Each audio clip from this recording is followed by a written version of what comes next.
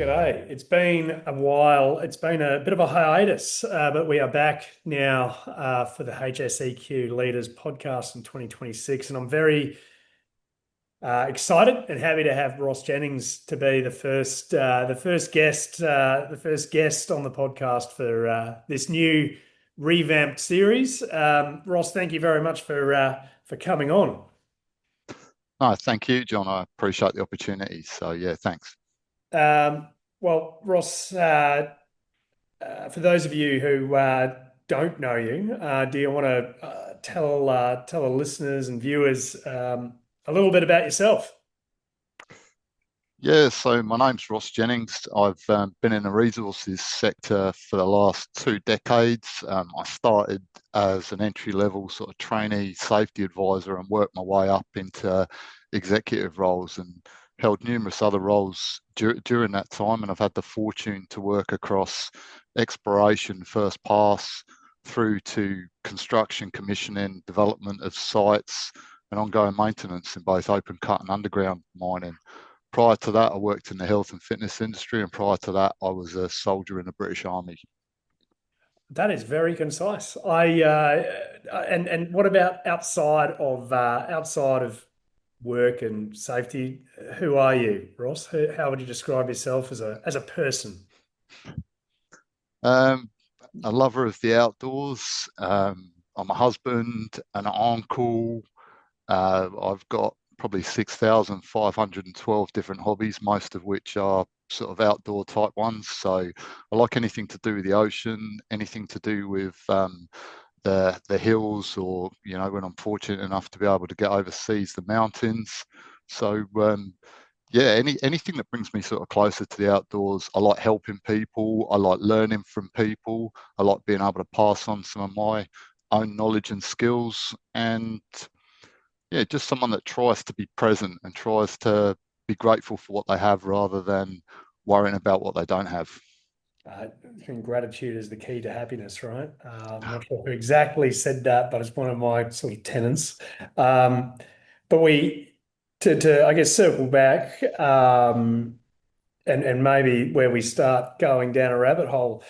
Ex-military from the UK, and then a health and fitness background. You mentioned, you started in junior roles and worked your way up. How did you, for those looking to get into safety and for those early on in their career, how did you make that transition? Because there's lots of different avenues, isn't there? There is, John. Yeah, there absolutely is. I think, you know, when I was in the British Army, I also was a tradesperson as well. So I was with the Royal Electrical Mechanical Engineers, and I trained as a vehicle mechanic slash fitter. I had the opportunity to work on a lot of different equipment, right from motorbikes through to 62-ton tanks. And I then was fortunate and was selected and trained as a physical training instructor. And I started to learn more and more about health, the human body, and things like that. And I sort of looked at these two entities, and I looked at, working in a trade type environment while trying to maintain, our health and well-being. So I think probably that was my first foray into it. Then when I left the army, I transferred my military qualifications over to civilian ones and had the opportunity to work in exercise physiology. So I was working in phase 3 and 4 cardiac rehab, working with clients who had chronic health conditions and complications, as well as having my own sort of personal training business as well. And then coming over to Australia, uh, I saw this industry that was like absolutely booming, and I really missed the camaraderie of the army and I guess some of the structure and stuff that went with that life. And I saw this industry booming, and I started to apply for different roles, and I ended up being fortunate and accepted in a role underground where I started to work with rescue teams and started to study health and safety and understand a little bit about that. So, in essence, to sort of close out the question, seeing that we need to be fit to work. Fitness for work we talk about now, and we refer to alcohol and other drugs or psychosocial side of things, but being physically fit to do our jobs and also maintaining our health while we're in jobs and looking out for ourselves and looking out for our workmates. All of these things really resonated with me. And I have a really short attention span. So anything where I have a lot to think about is always going to be a really, really good job for me. I'm not someone that can do straightforward, boring, conventional work. So that's I guess That's in a how. nutshell. And you've risen to leadership ranks in the resource sector in WA, but it, going back to your early days, you've obviously learned a lot, and without being presumptuous, you've obviously learned a lot. I mean, over your time, but what's the biggest learning if you go back in those early days, making that transition over, from fitness and the health side into dedicated, professional as a health and safety professional early on? What's the biggest learning you'd go and give yourself there, Ross?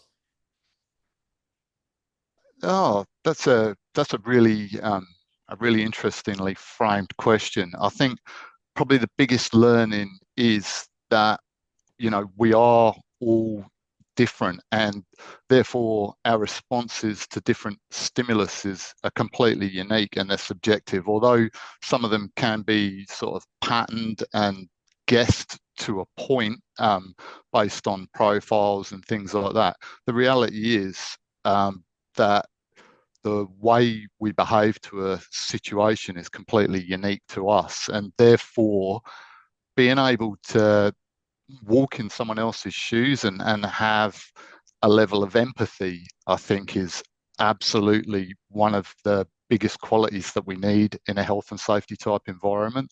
So I think, understanding, I, I guess, go back to one of Covey's principles, and that is seek first to understand, then be understood.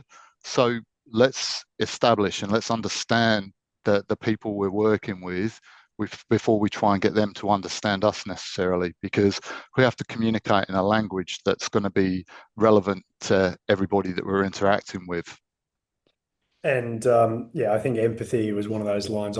You know me as well, Ross. I'm always scribbling stuff down, and empathy is one of the lines that I wrote down there before you said it. Um, you're involved, outside of your professional capacity, or sort of adjacent to your professional capacity, obviously in the tertiary sector as well.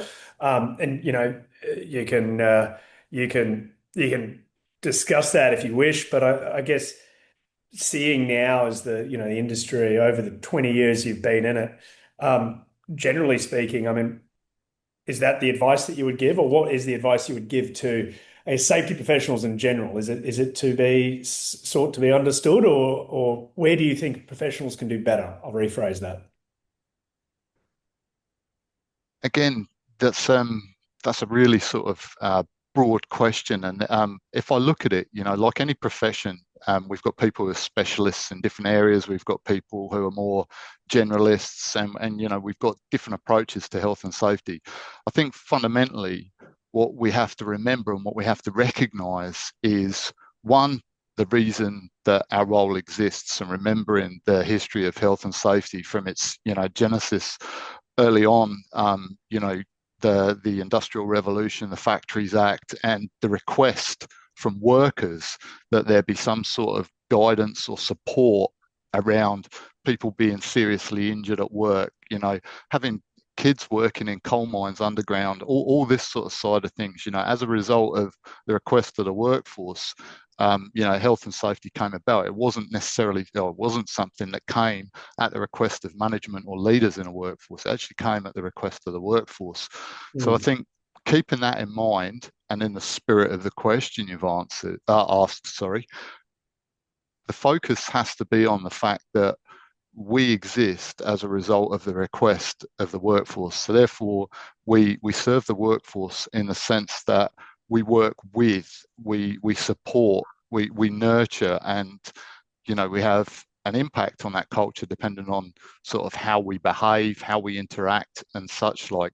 So the big skill for me, the big thing that won't go away, I don't believe, even with all the tech, even with what we're seeing shift in industries across the world is that human connection, is that ability to be able to have a conversation with another human being face to face, and rather than look for differences, look for commonalities, and be able to engage that person at an individual level, and be able to have a discussion with them that is the foundation of a relationship. Because when we serve in leadership roles and we serve in their health and safety profession, it is a real privilege, and therefore our interactions, need to be good, because we're only as good as the last one of those that we've had.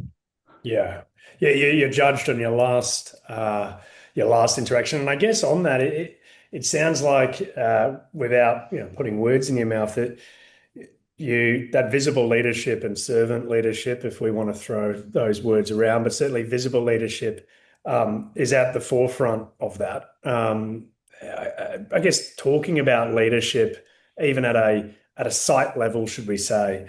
I mean, how do you think professionals can do that better? Is it about conversation or is it about empathy? In terms of building those relationships from a leadership level, what does that look like, do you think?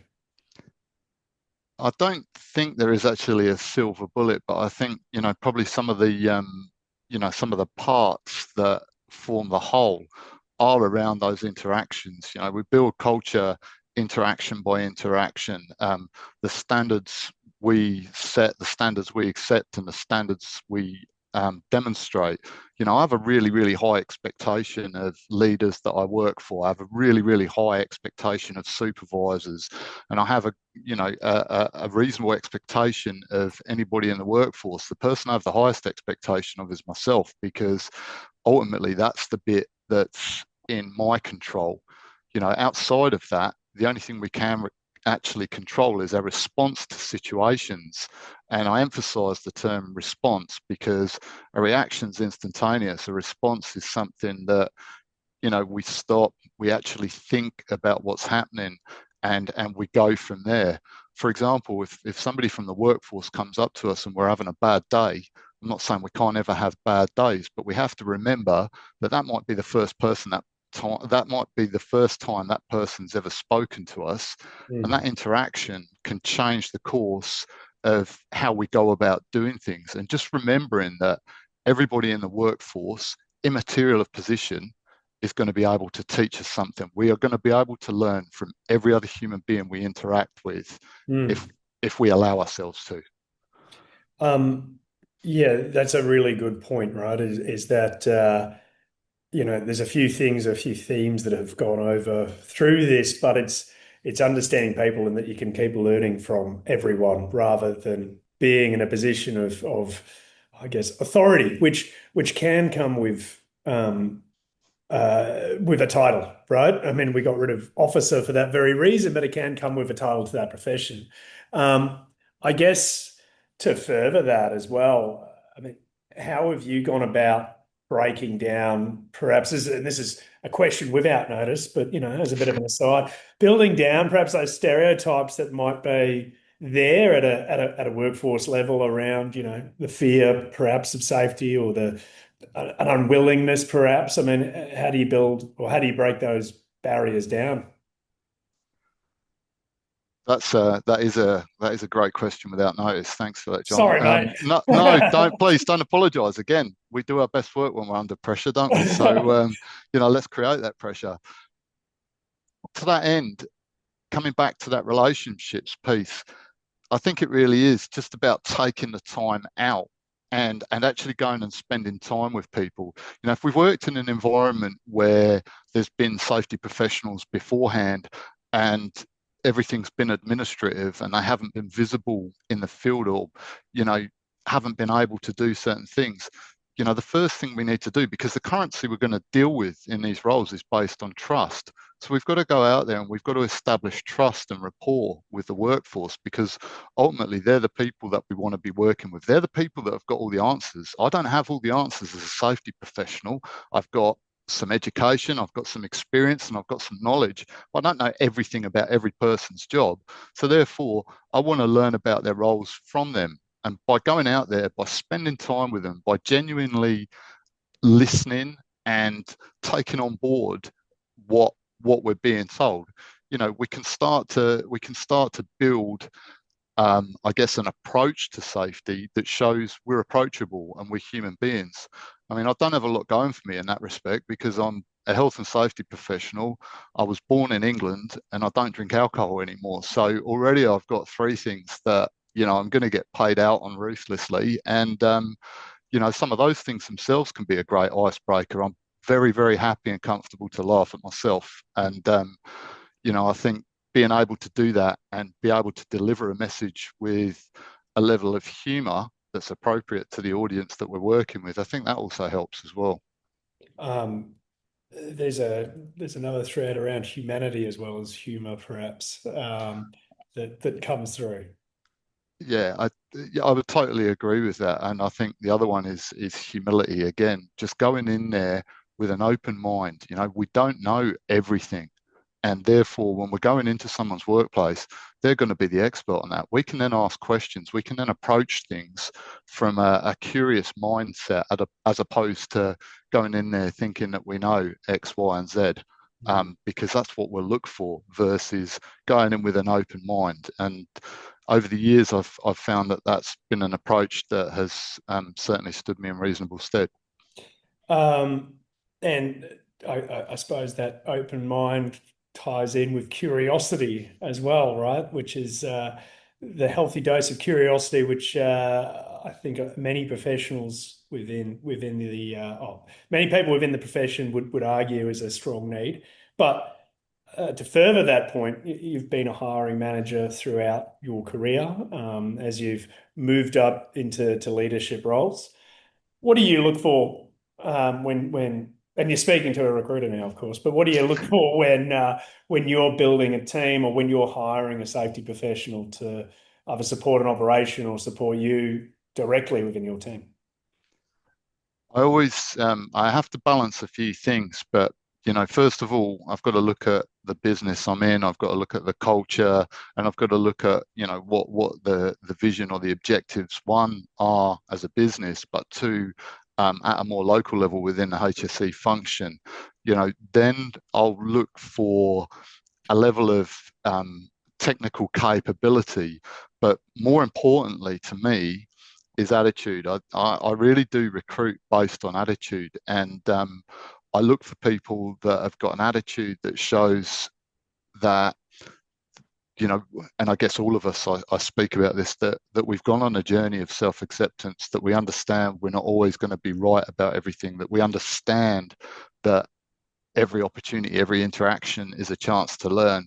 I actually really love working with graduates and new people coming into the industry along with apprentices and things like that. And I actively spend time with those people and actually get them to challenge me, because immaterial of my role, immaterial of my title, immaterial of my experience, I'm a human being the same as them.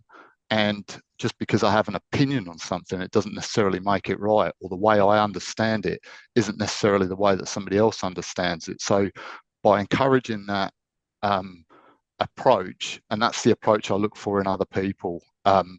I don't look for mini me's. I look for people that are prepared to challenge me, that are prepared to question my approach for things.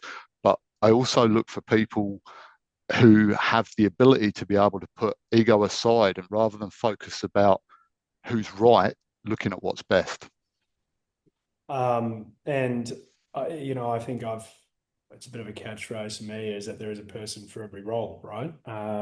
And finding and a company for every person as well. I genuinely believe that, but it's got to be a synergy between the two. And I think, balancing the attitude with the technical capability is absolutely key, but inherently it's the person as well that'll be growing within the team, right? Yeah, absolutely, John. Totally. And again, it's recognizing that we are all going to have an impact and input into how that team performs.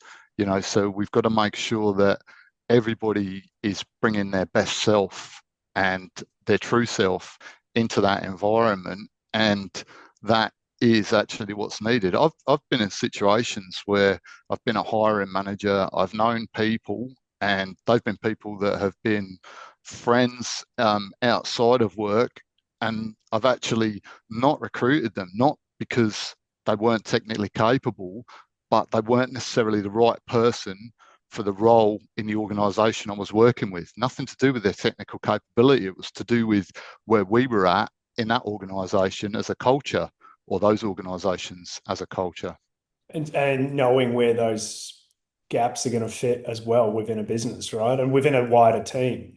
Absolutely key. And there's a level of maturity in everything you say and a lot of self-reflection, Ross, which is why I wanted you, to jump on this platform. Um, but I guess out of all of this throughout this career that you've had, yeah, who's been an influence on you and your professional life to get you where you are today, mate? I've been fortunate and I've worked with some really, really good people. And when I say really, really good people, I'm not just talking about in our profession. I'm talking about across the workforce. Everyone from underground miners I've worked with through to senior leaders across the board, and every one of those has taught me something or had an impact. Even the people I haven't necessarily seen eye to eye with or had a very, very different view around leadership, I've learned something from, even if it was potentially the way that I wouldn't do Wouldn't something. Yeah, Yeah. only that one. Yeah. Yeah. So, everybody being able to pass that knowledge, experience on. I guess, my dad, before he retired, he started as a blue collar worker, worked his way all the way up, became a managing director of a multinational firm. I've had the opportunity to work for a really, really experienced chief operating officer who, in 2 years of working for him, probably taught me more than I've probably fitted into, the rest of my career. That was also where I was at as an individual, and where I'd sort of, self-reflected and recognized that there were things I needed to change and do better. And him and I are very, very different, but and he's someone that I still do call on occasionally to, ask a question or challenge a situation. And then I've got a very, very close friend from defence over here who has also been very, very impactful on the way that I view things and my approach to things. And yeah, he knows who he is. He's just retired, and yeah, he's definitely done his bit for Australia. I guess it's the getting a very different, uh, varied pool of influence as well, rather than, as you said, you don't hire many me's yourself or clones of yourself professionally. And I think advice coming from different angles, even if you don't take it all, right, Absolutely. helps get out of the echo chamber, right? Totally. There's a saying, I might as well give out some good advice because I don't take much of it myself. Yeah, And no, that is obviously said tongue in cheek. I'm not going to be a proponent of my own advice as to whether it's good or bad or indifferent. I like to try and contextualize things, and I think sometimes it's easier to look at a situation that we're not directly involved in than the ones we are. absolutely. Now, you're involved very much in, I guess, the perhaps the academic approach towards or the academic exposure to evolving profession. But and I know that's something that you're interested in, but talk to me around, I guess, where you see over the last, it's been 20 years that you've been directly involved. And now, while still being involved at a more senior level, where do you see the profession evolving to in the future? If you were to look through the crystal ball. Yeah, if I had the crystal ball, I'd probably have an answer to a few more things. But notwithstanding that, um, I do think, the role is more and more and morphing, so more towards a coaching and guidance type role. Like you said, even in the language and the nomenclature that we've used to describe the role over the years, the gradual phasing out of the term officer as official, and moving more towards advisors and things like that. I think that's the direction the organisation. Sorry, that's the direction that the profession's going, and that's the attitude that really will, help make an impact. I think when we go in and we just want to make rules for the sake of making rules, and as you said earlier, there's a level of inferred power with different titles, and as Peter Parker or Spider-Man once said, we can use that power for the good, or otherwise. And I think if there is power with a role and we're serving in leadership roles, that's something we should never ever abuse. Yeah. And it's often easy to forget that when you're in that position as well, right? I think that's another line of leadership that once you're there, you might not realize the power that perhaps you wield, and the effects that it actually has downstream too.